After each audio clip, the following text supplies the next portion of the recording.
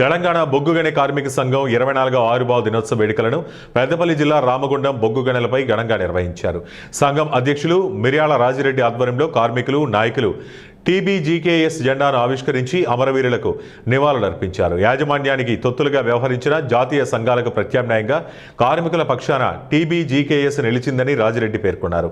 Permanent కార్మికులతో పాటు contract కార్మికులకు మెరుగైన వేతనాలు, వేజ్ బోర్డు స్థిరీకరణ కోసం ఏర్పాటు చేసినట్లు ఆయన తెలిపారు.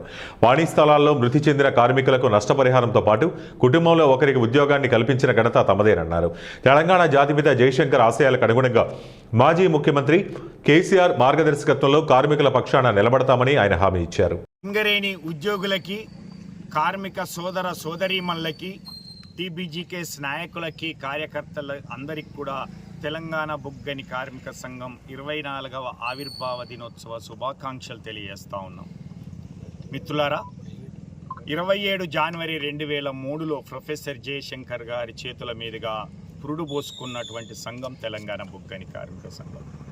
ఆ రోజు ఉన్నటువంటి జాతీయ సంఘాల యొక్క వైఫల్యం అయితేంది, వేజ్ బోర్డు సరిగా స్థిరీకరించకపోవడం అయితేంది, ఎన్సీడబ్ల్యూఏ కార్మికులకు న్యాయం చేయకపోవడం అయితేంది, ఏ ఒక్క సమస్యను పట్టించుకోకపోవడం అయితేంది, కార్మికులంతా కూడా ఎవరు మన కోసం వస్తారా అని చూస్తున్నటువంటి తరుణంలో కొప్పుల ఈశ్వర్ గారి నాయకత్వంలో తెలంగాణ బొగ్గుగని కార్మిక సంఘం ఆవిర్భవించింది.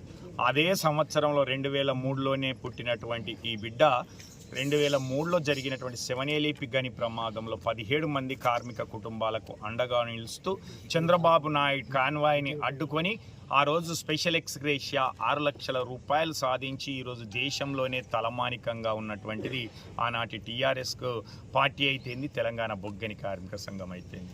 అలాగే అదే సంవత్సరంలో 88 గనిలో జరిగినటువంటి ప్రమాదంలో 10 మంది బండకూలి చనిపోతే ఆ కుటుంబాలకు కూడా అండగా నిలిచింది. 18 లైన్లో చనిపోయినటువంటి సత్యనారాయణ కుటుంబానికి కూడా 6 లక్షల రూపాయలు ఇప్పించింది.